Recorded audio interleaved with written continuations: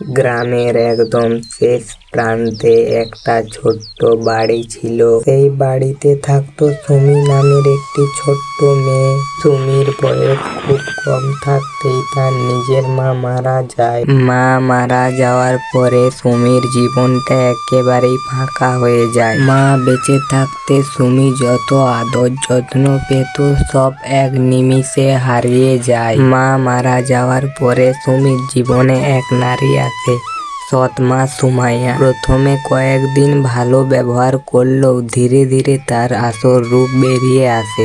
এরপর থেকে মিনার জীবন একদম কঠিন হয়ে ওঠে।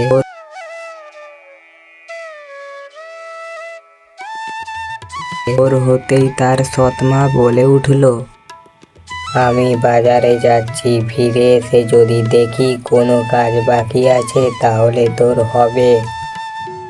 ঠিক আছে মা, তুমি ফিরে আসার আগেই আমি সব কাজ করে রাখবো।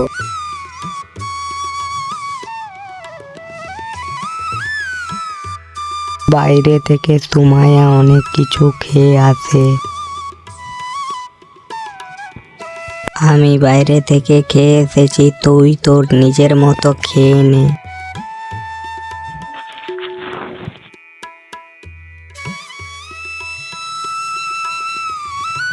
মা, আমার জামা কাপড়গুলো অনেক পুরনো হয়ে গেছে, তুমি কি আমাকে নতুন জামা কাপড় কিনে দেবে?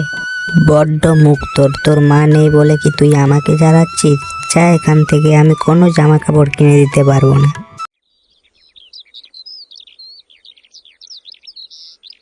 সেদিন রাতে সুমাইয়া তরমুজ খায় এবং খোসাগুলো বাইরে উঠানে ফেলে দেয়।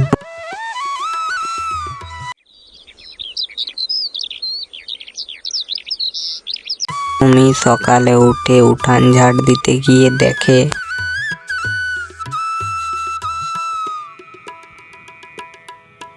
চারা গাছগুলো মনে হয় নষ্ট হয়ে গেছে, দেখি একটু ছড়িয়ে দিই। কিছুদিন যেতে না যেতেই চারা গাছগুলো একটু বড় হতে থাকে।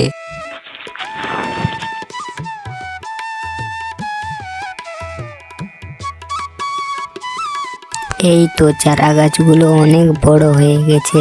চারা গাছগুলো যেদিন বড় হবে সেদিন আমি অনেক তরমুজ খেতে পারবো।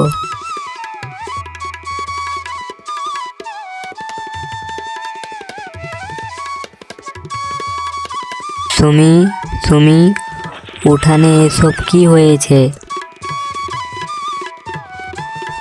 মা, এখানে আমাদের একটা তরমুজ গাছ হয়েছে, দেখবে অনেক তরমুজ ধরবে একদিন। ঠিক আছে, যাই হোক, তুই কাজে মন দে, না হলে কাজকর্ম ছেড়ে গাছের পেছনে পড়ে থাকিস না। ঠিক আছে মা, আমি সব কাজ করে দিচ্ছি এক্ষুনি। আরো কয়েক মাস পরে। মা, এদিকে আসো, দেখো আমাদের গাছে কত বড় বড় তরমুজ ধরেছে। দেখো মা, আমরা এবারে অনেক তরমুজ খেতে পারবো। দেখি সুমি, একটা তরমুজ কেটে খাই। তরমুজ তো অনেক মিষ্টি রে, বাজারে নিয়ে গেলে অনেক দাম পাবো মনে হয়।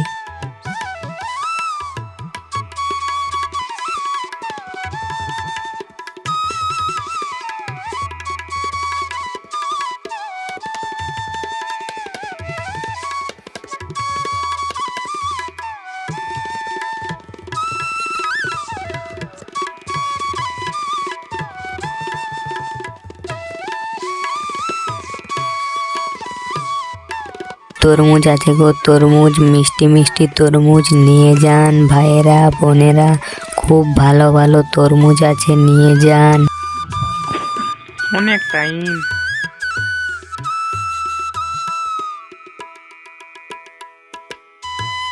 দিদি, তরমুজ কত করে দিচ্ছ গো? তরমুজ ভালো হবে তো? আমাদের ঘরের তরমুজ খুবই মিষ্টি, একবার তুমি খেয়ে দেখো, পরের বার আবার নিতে চলে আসবে। ঠিক আছে, আমাকে দিয়ে দাও দুটা। তুমি একটু দাঁড়াও, আমি এক্ষুনি দিয়ে দিচ্ছি তোমার দুটা তরমুজ। আরো কিছুক্ষণ থাকার পরে তরমুজগুলো মিষ্টি থাকার কারণে সব তরমুজ বিক্রি হয়ে যায়। আজকে আমি অনেক খুশি, আজকে আমার সব তরমুজ বিক্রি হয়ে গেছে।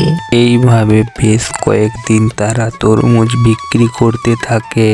এবং আস্তে আস্তে তাদের অভাব অনেক কমতে থাকে। একদিন সন্ধ্যাবেলায় সুমাইয়া সুমিকে ডেকে বলে, এই নে মা, তোর জন্য নতুন জামা প্যান্ট এনেছি। মা, আমি কিচ্ছু চাই না, শুধু তোমার কাছ থেকে আমার একটু ভালোবাসা দরকার ছিল। এরপর থেকে সুমাইয়া বদলে যায়, ভালো খাবার দেয়, ভালো জামা কাপড় দেয় এবং ভালোভাবে কথা বলে। উঠানের ওই তরমুজ গাছ শুধু সংসারের অবস্থা নয়, একজন মানুষের মনও বদলে দিয়েছিল।